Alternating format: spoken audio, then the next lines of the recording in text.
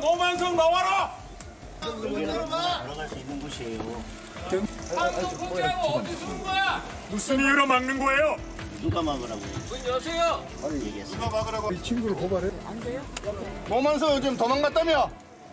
반부패부장 나오라 해요. 대검찰청을 방문한 국민의힘 노만석 권한대행을 찾았지만 그는 휴가 중이었습니다. 검사 아닌 인간 노만석으로 살고 싶다라는 말도 남겼다는 노대행. 사퇴를 고심하고 있다는데요. 야당은 잇따라 법무부를 찾았고 공세 수위를 높이며 정성호 법무부 장관의 사퇴를 요구했습니다. 나경원 의원은 인터뷰 도중 앵커를 향해 불만을 드러내기도 했는데요. 예. 저는 오늘 앵커분의 질문 자체도 예. 정성호 장관 대변인 같으세요. 음. 거짓말이라는 게 검찰 측 얘기고요. 예. 그런 얘기를 그대로 옮기면서 하는 것이 장관의 태도이며 예. 저는 사실 오늘 굉장히 실망스럽습니다. 예. 질문하시는 게.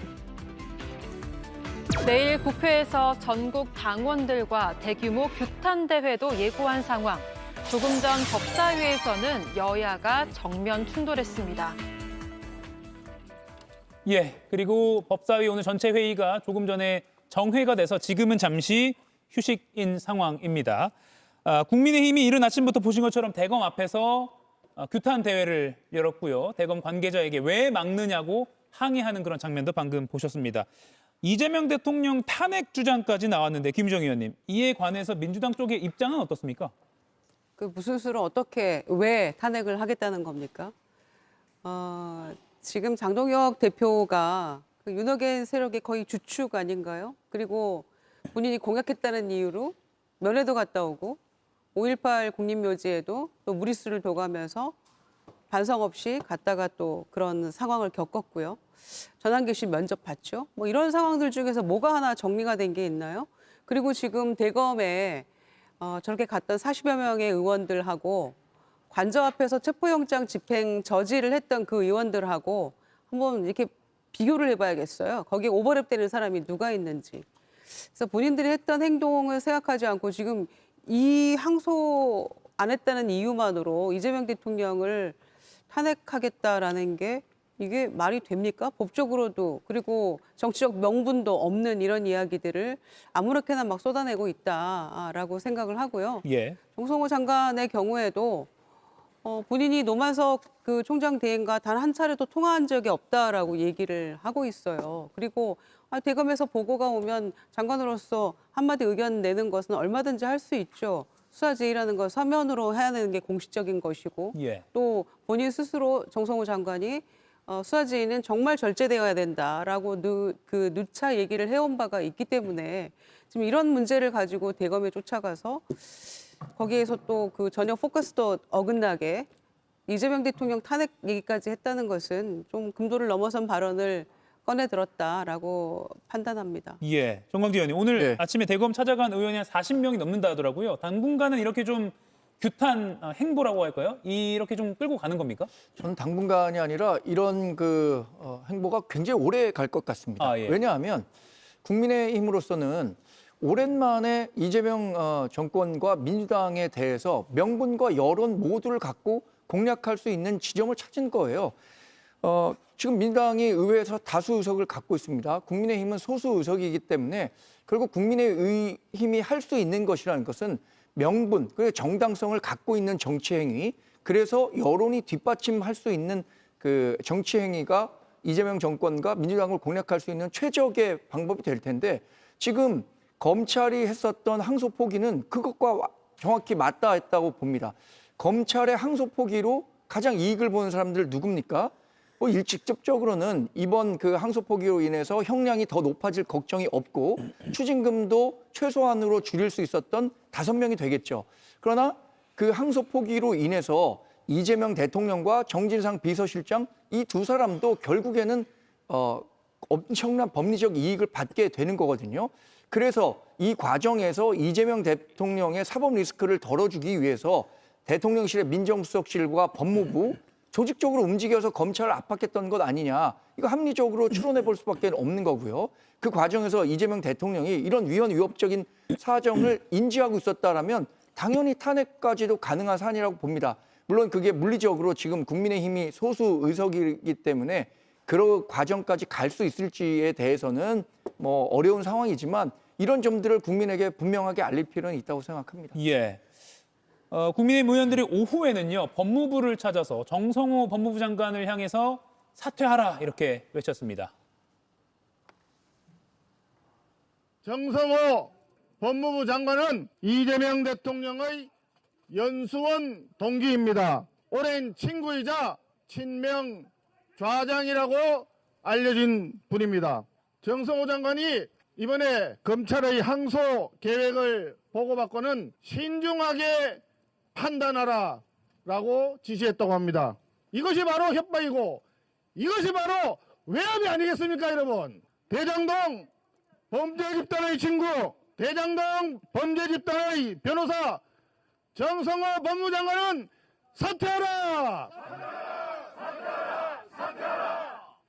네, 김영남 위원님. 국민의힘은 이게 정성호 장관이 외압을 행사한 거다라고 주장을 했는데 검찰 출신으로서 어떻게 평가하십니까? 일단 법률적인 의미에서는 정성호 법무부 장관의 이 사건과 관련한 지위는 없었습니다. 예. 그러니까 법무부 장관은 구체적인 사건과 관련해서는 검찰총장만을 상대로 그것도 서면으로만 지휘할 수 있도록 되어 있습니다. 근데 지금 서면으로 어떤 법무부에서 대검의 검찰총장 직무 대행을 상대로 어떤 서면이 발부됐다는 얘기가 전혀 없는 거로 봐서 법률적인 의미의 지위는 없었다고 보는 게 맞습니다. 근데 지금 사태에 애매한 상황을 계속 만들고 있는 게 노민석 검찰총장 직무대행의 발언이에요. 예. 발언 때문에 더 이 상황이 뭐랄까요? 좀 꼬인다고 표현할까요? 그러니까 이게 법무부 장관의 서면주의가 없었기 때문에 법무부의 어떤 의견은 아예 법률적으로는 없는 겁니다. 이거는 기본적으로. 그러면 최종적으로 검찰총장의 직무를 대행하는 노민석 대행의 판단만 있으면 되는 거예요. 예, 노만석 대행이요. 노만석 대행의 판단만 있으면 되는 건데 마치 뭐 남의 핑계를 대는 듯한 발언을 지금까지 몇 차례 했었단 말이죠. 그래서 제가 보기엔 이게 지금 법률적으로 이걸 모르고 있지는 않을 텐데 본인이 판단해서 본인이 결단을 내렸으면 오로지 본인 책임인 겁니다. 이거는. 근데 마치 다른 사람 때문에 내가 이런 결정을 할 수밖에 없었다는 취지로 얘기를 하는 것은 법률적으로도 맞지도 않고 검사로서도 좀 비겁하다라는 생각이 듭니다. 예, 노만석 검찰총장 대행이 지난 9일에 밝힌 바에 따르면 법무부 의견을 참고 후에 정진우 서울중앙지검장과 협의해서 결정했다. 그러니까 위아래로 다 의견을 들었다라는 취지로 말을 했는데 방금 김용남 위원은 그 법무부 의견 참고 후 이런 말이 좀 상황을 꼬이게 했다 이렇게 평가를 하시는 거예요. 그러니까 법무부의 의견은 없었던 거예요. 법률적으로는. 예. 왜냐하면 개별 사건에 대해서 법무부가 어떤 의견을 낼 수 없거든요. 기본적으로. 예. 그리고 만약에 의견을 내면 그거는 지휘 형태로 서면으로 하도록 되어 있는 거죠. 예. 이정 의원님. 아니 근데 장관이 그렇게 얘기했잖아요. 신중한 판단하라고 했다고. 예. 어찌 보면 서면보다 더 무서운 말 아니에요? 그러니까 노만석 그 대행이 그런 것까지 감안을 해서 본인이 오늘 그런 얘기도 하지 않았습니까? 검찰을 살려야 한다는 생각이 있다. 즉 내가 이 상황에서 서슬퍼런 저 법무부 장관, 특히 이재명 대통령과 굉장히 가깝게 알려진 장관의 말을 안 들으면 안 그래도 지금 초토화되어 있는 검찰, 이 상황이 더 나빠질 수도 있겠구나라는 생각을 했을 수도 있죠. 왜냐하면은 지금 얘기하는 걸 보면 굉장히 인간적으로 괴롭다는 뉘앙스 얘기도 많이 하고 있거든요. 그리고 밑에 이제 검사들이 반발하는 내용들도 보면 굉장히 다각도에서 지금 여러 가지 명분으로 지금 이 상황을 비판하고 있지 않습니까?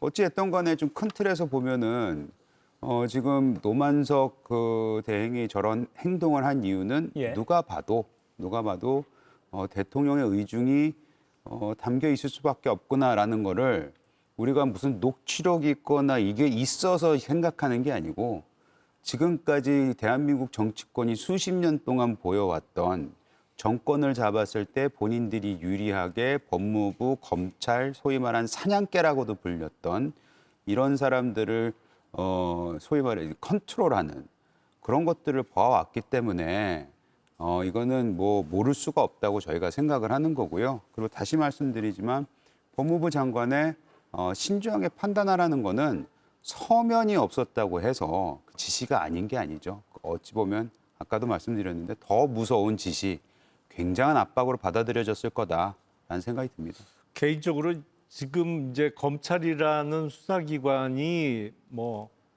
여러 가지 면에서 어려운 공공한 처지에 처했습니다만 그게 이런저런 누적된 여러 사건 그리고 여러 인물들이 거기에 개입을 하고 영향을 끼쳤다고 생각이 됩니다. 다만 최근에 대표적으로 검찰의 본격적인 몰락을 가져온 사람 두 사람만 꼽자면 지난 3월 7일에 피고인 윤석열에 대한 그 법원의 구속 취소 결정에 대해서 즉시 항고를 포기했던 당시 심우정 검찰총장하고 뭐 거기부터 본격적인 몰락이 시작됐다고 생각이 되고요. 그리고 마지막에 정말 문 닫게 만든 사람은 제가 보기엔 노만석 대행이에요. 제가 보기엔 두 사람의 책임이 최근에 벌어진 일과 관련해서는 가장 크다고 생각이 됩니다. 예.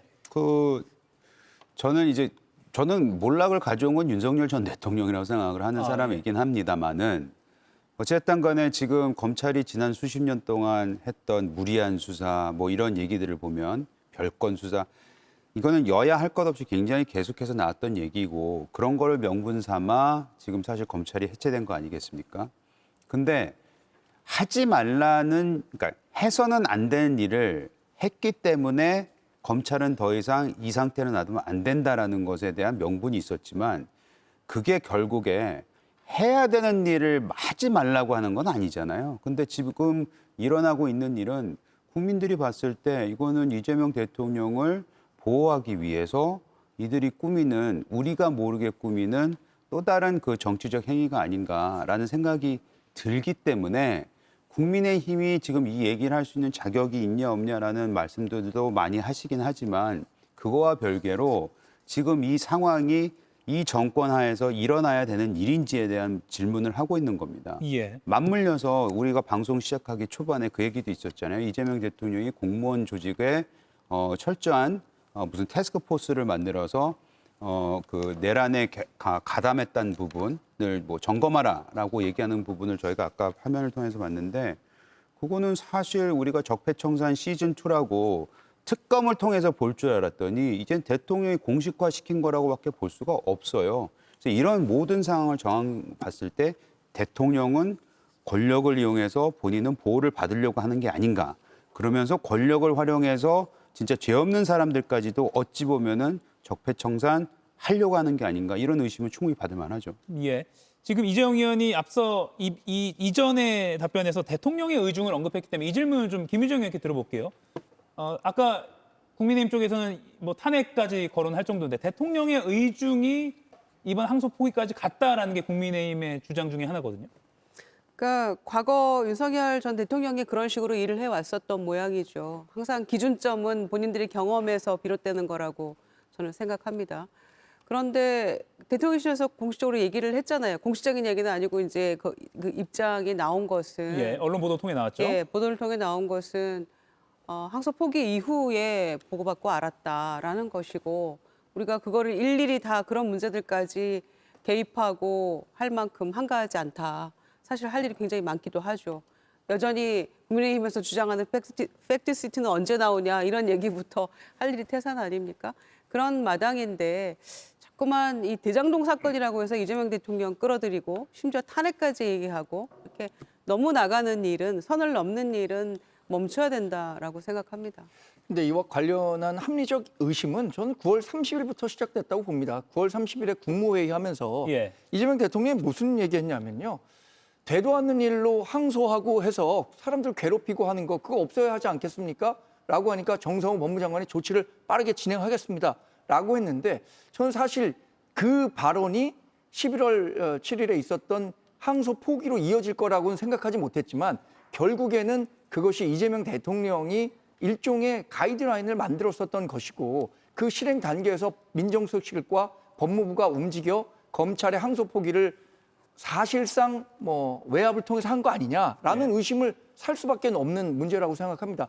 결국에는 이재명 대통령의 사법 리스크가 엄연한 상황에서 결국에는 이재명 대통령이 명시적 지시를 했는지 안 했는지 그 뭐 규명할 수는 없겠습니다만 전체적인 분위기가 그렇게 가고 있다는 거 아닙니까? 그래서 이 문제와 관련해서 떳떳하다면 지금 민주당이 그토록 야당 시절에 외쳤던 특검 이번에 또 같이 해보자는 겁니다. 그 특검과 관련한 조사 대상은 처음 불법적인 뭐 기소였다, 수사였다라고 하는 시점부터 시작해도 좋습니다. 마지막 단계는 항소 포기가 왜 이루어졌는지에 대해서 특검 한번 해보자는 건데 왜 민주당이 그것에 대해서 받지 않고 있는지 이 부분과 관련해서 답변을 했으면 좋겠습니다. 민주당 근데 쪽에서. 그건 조금 지나친 억측이신 것 같고요. 사실은 이 사건은 1심에서 검찰의 구형보다도 오히려 더 높은 형이 선고된 사람이 2명이나 있습니다. 그러니까 5명의 피고인 중에 2명은 구형보다 더 높게 선고가 됐고 예. 다른 피고인들도 거의 검찰 구형량과 비슷한 정도로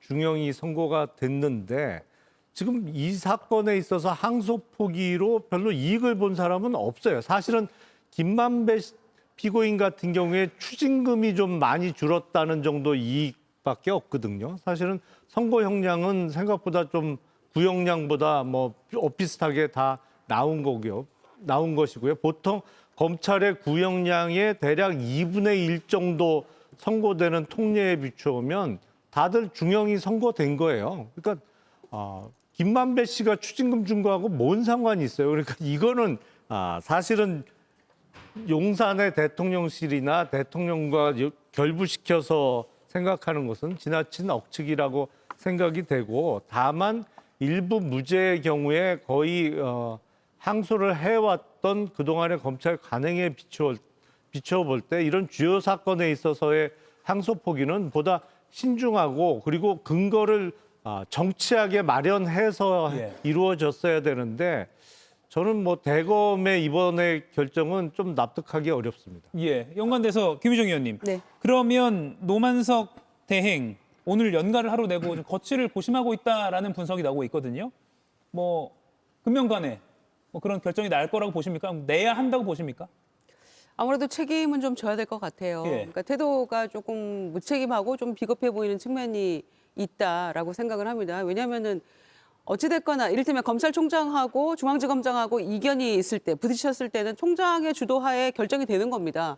그런데 본인이 지금 얘기는 쏙 빼요. 그래서 저는 노만석 대행의 본인의 소신은 무엇인지가 일단 궁금하고요. 예. 왜냐하면은 용산 법무부와의 관계, 중앙지검장과 협의 이렇게 통해서 결정한 것이다라고 얘기를 하는데 그리하여 본인은 어떻게 그 소신을 가졌었는가, 항소하려고 생각했는가, 포기하려고 생각했는가 답이 없어요. 그리고 나서 계속 지금 남탓만 하고 있기 때문에 예. 이 결론에 대해서 책임은 져야 된다라고 생각하는 것이고요. 근데 뜬금없이 용산 법무부 이런 얘기들을 계속 꺼내니까 이상하게 이게 왜곡되고 오해를 만들고 이러는 것 같아요. 그러니까 본인의 소신은 무엇이었는가에 대해서 설명해야 된다고 보고요. 그리고 이미 이 1시간 전에 그냥 7일 날 그 1시간 전에 그 항소 시한 예. 1시간 전에 이미 보고했다는 거 아닙니까? 안 하겠다고 이미 안 하겠다고 보고했다는 이미 보고했고 언론 보도가 그때 나왔습니다. 당시에 모두가 뭐 만장일치로 항소를 찬성했다라는 검찰의 이야기도 다른 겁니다. 틀린 겁니다. 그러니까 대검에서 일부 그런 얘기가 나왔다는 거 아닙니까? 항소에 실익이 없다라는 판단도 있었고 그래서 자체적으로 판단해서 포기하겠다, 항소 안 하겠다라고 보고를 했는데 그 이후에 지금 상황이 이렇게 벌어지는 것은 계속 지금 남 얘기만 하고 있는 것 같아서 예. 그런 부분들은 조금 총장 대행이라는 자리에 걸맞지 않는 좀 무책임한 모습이 아닌가 그렇게 생각합니다. 예, 이정 의원님. 민주당에서 이제 구형이 많이 나왔다, 나올 만큼 나왔다라고 말씀하신 분들이 있는데 여기서 이제 구형이 더 나온 사람을 보면 유동규가 있어요. 2명 중에 하나가. 예. 그럼 사람들이 일반 언론에서 봤을 때는 유동규는 대통령한테 칼을 들이대는 사람이잖아요. 그러니까 이 사람은 오히려 구형이 이제 높아지고 이제 실형이 높아지고 선고가요? 나머지 네. 선고가 높아지고 나머지는 준 건데 김만배에 대해서 말씀도 아까 좀 추징금 6,112억 원에 428억 원으로 줄었습니다. 남욱 변호사 1,000억 원이 넘는 추징금이 이제 구형이었는데 징역 4년으로 아무것도 내지 않게 됐습니다. 아시다시피 뇌물죄도 성립이 안 됐습니다. 그러니 검찰 입장에서는 항소를 했어야죠. 그리고 그거를 하기를 일선 검사들은 다 원했다는 거 아닙니까? 지도부에서 커팅을 했고 그거를 지도부가 스스로 인정을 했고 왜? 검찰 살리기 위해서 위에서 지시가 왔기 때문이라는 걸 스스로 인정한 것이기 때문에 아까 우리 정광희 대변인께서 말씀하셨듯이 그냥 조사하면 돼요. 국회에서 하면 됩니다. 특검을 해도 됩니다. 근데 오늘도 법사위 회의가 있었지만 그거조차도 지금 성립이 안 됐었잖아요.